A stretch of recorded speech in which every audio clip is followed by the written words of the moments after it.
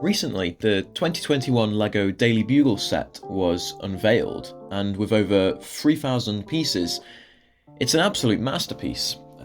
I love the set. I think it's incredible, and one of its shining features is the 25 minifigures which are featured in the set of various Marvel Comics and Spider-Man characters. So today, we're going to do a cheeky tier list of all the minifigures that come in the set and see which ones are the best. With this set, there are some exclusives, there are some repeats, and there are some figures which are an amalgamation of parts all previously available on the market. And all of these will factor into my opinions on the minifigures. For example, Miles Morales here, the first figure on the tier list, is an exceptionally detailed minifigure. Incredibly well realised, the hood piece, the dual moulded legs, the torso printing, all phenomenal. However, previously released in his own mech set, which was relatively cheap. So I already own this minifigure, which makes it less exciting in the set. However, I don't want to have that overshadow how incredible this figure is, and the fact that it's coming in a set that adults can appreciate a lot more than a mech designed for small children. He's got to go up in S. Now the same thing is true for the Green Goblin, also came in a set of the wave. Personally, I think this is one of the best Green Goblin minifigures we've had. The purple and the green contrast exceptionally well, all the printing is detailed, the leg printing is phenomenal, and I really don't enjoy the spider lair set that he comes in. So therefore, an opportunity to get such a great Green Goblin minifigure is perfect. I'll take it. So I'm going to put this minifigure as an A tier. A LEGO version of the Punisher, a character well known for mass murder. This is something that I never thought we would ever get, which just makes it so cool to receive.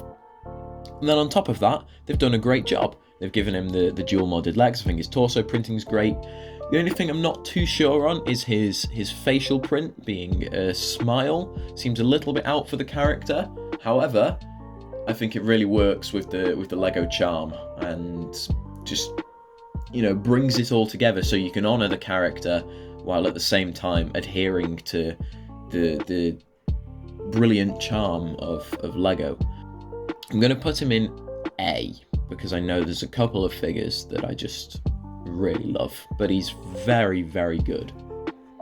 Much like Blade, the next figure, another one that I thought we would never get, and I think he looks great. I've heard a lot of people complain that he doesn't have a hairpiece. I don't have a problem with that. I think this look is good for him. The obviously coming with the two swords is brilliant, and yeah, it's a really great inclusion to the set. And also I think another A. Could have been helped potentially by a cloth piece to continue his trench coat down. That would have looked pretty cool. So now Firestar, another original character. I think this one looks absolutely outstanding. It stands out brilliantly in the set, especially how they have her in her action pose with all of the dynamic fire pieces. It stands out wonderfully. It's incredibly charming, and I'm a huge fan. That hairpiece in bright red looks amazing, and probably quite controversially, I'm going to put this one as an S tier over the other two.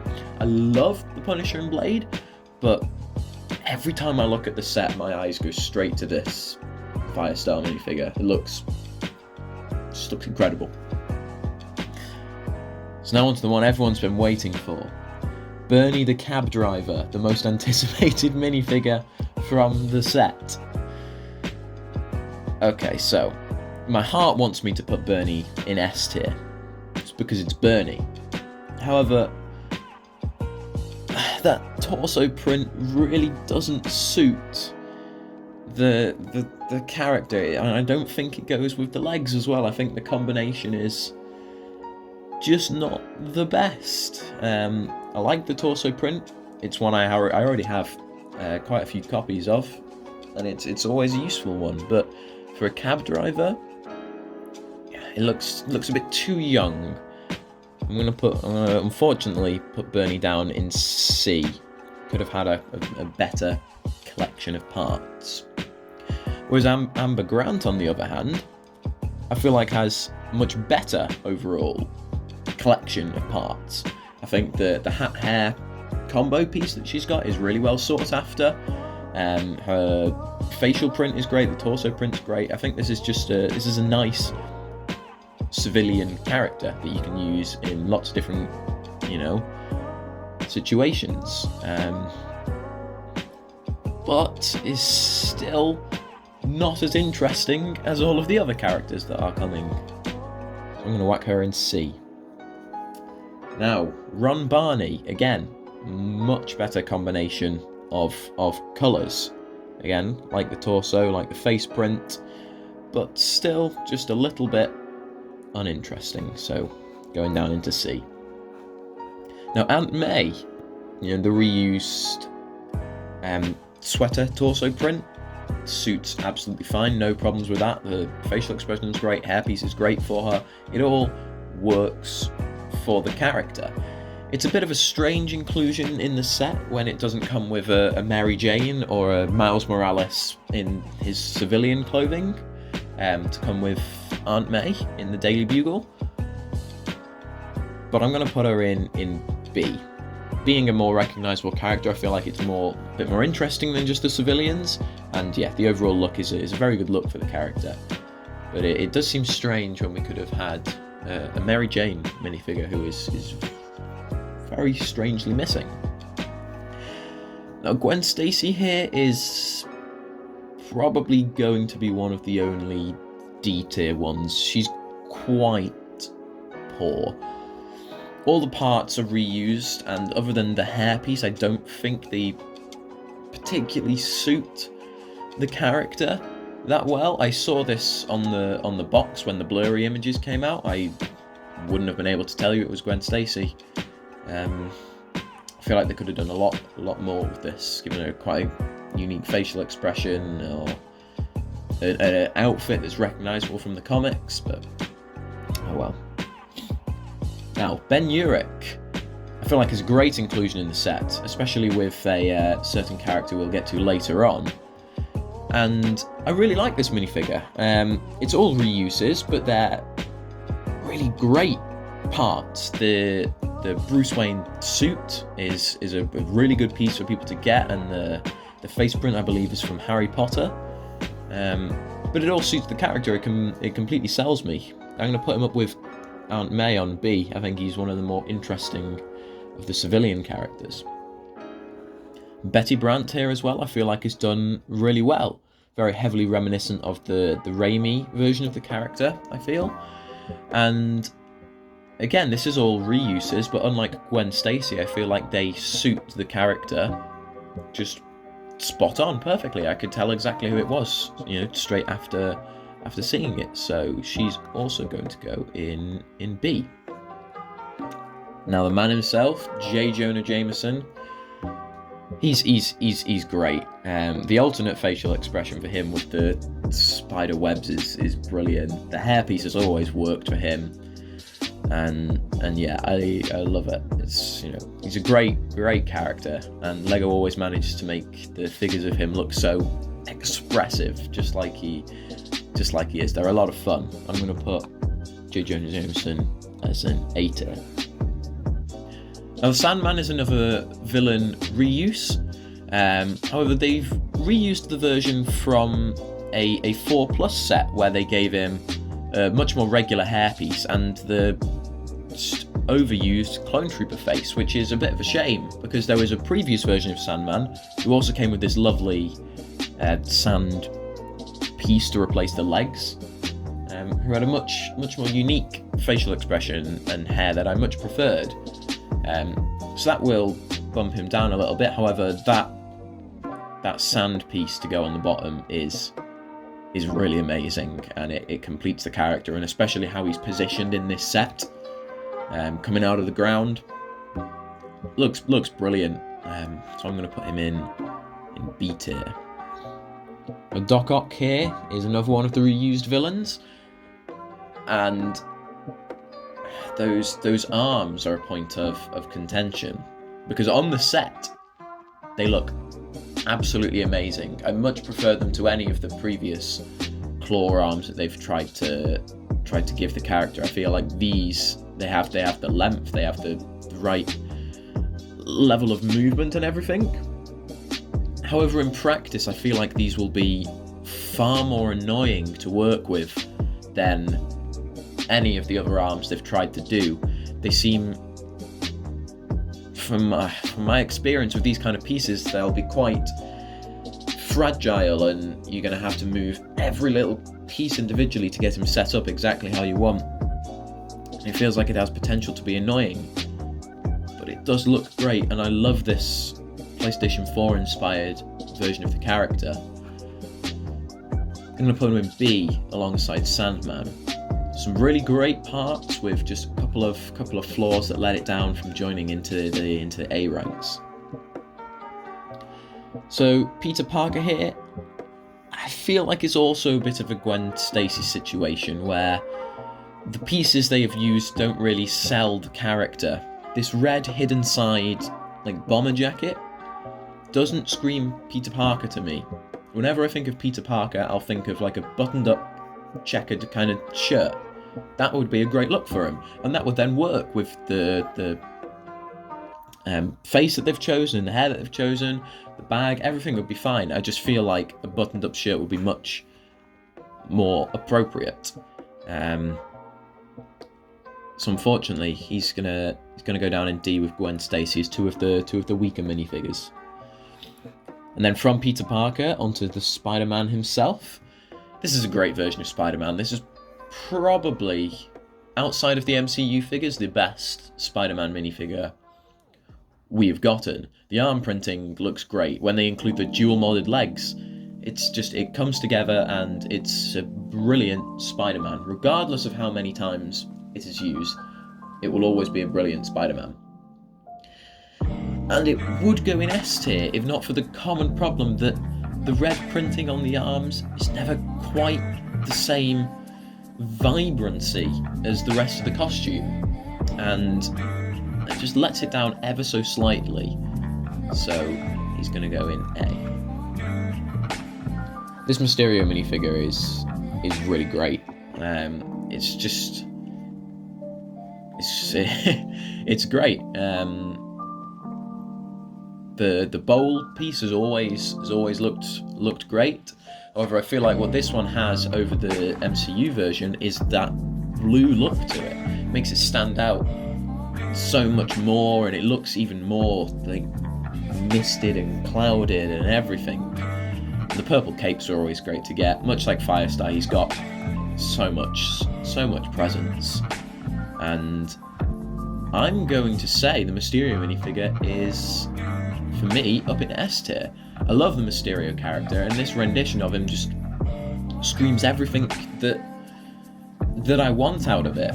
And having a Mysterio and Firestar fight across the front of the Bugle set is going to look so great as they pop out against the grey. Carnage here, I have never been the biggest fan of the symbiotes in Spider-Man, which is quite controversial because they're usually everyone's favourite. I've always found Venom just a little bit... It's just like, oh, what if Spider-Man was evil or whatever, and then Carnage is more interesting. And his minifigure, I feel, is more interesting too. Going down with the leg printing, and again, the red always stands out.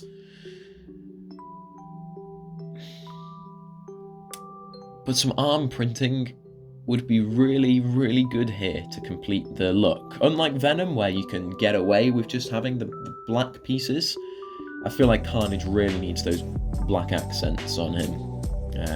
So I'm going to put him in in B. I feel like that's quite essential. It loses a lot of its presence not having that printing on the arms.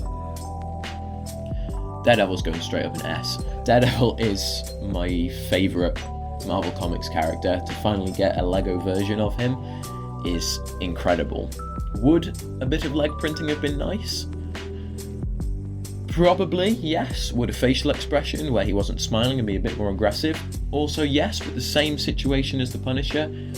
I feel like it's really charming, and I love these comic versions, and I hope that we can get more Daredevil based stuff in the future. I don't need to explain anymore. S tier, I love him. Spider-Gwen, or Ghost Spider, is another great one. The same as with Miles Morales. I feel like everything is just working so well to make this version of the character look great. And yeah, I think I'm going to put her in S. Had her in a set before, but same as Mysterio, but it's nice to get them in a set that doesn't come with a really stupid Spider-Man monster truck that he's written his name on the side of. So it's nice that I'll be able to get these really great minifigures in a less embarrassing set. A Black Cat, I think she looks great, and just really suits coming with the Spider-Man set. I think she's an S tier as well. I think the hairpiece is great. It looks great in white. The dual mode legs, obviously great. Just great. Yeah. Now, Robbie Robertson, I feel like out of these civilians, easily the best combination of parts. I really like it. I love the facial print, I love the torso print, and the combination of it with the sand green legs I think is really great. I'm going to put him in a B tier. Spider-Ham is phenomenal. It's great to get this figure again, because the aftermarket price has been steadily rising, and to get a bunch of the Spider-Verse figures in one set is always, so it's just great for collectors to be able to get a whole group of characters without having to buy multiple sets of weird monster trucks and buggies that they don't really want. I feel, as much as obviously we want the Spider-Ham to be small, using the mid-sized legs would have been great, because for a Spider-Man character you want them to be able to be swinging their legs around, you want them to be able to be hanging around off of stuff.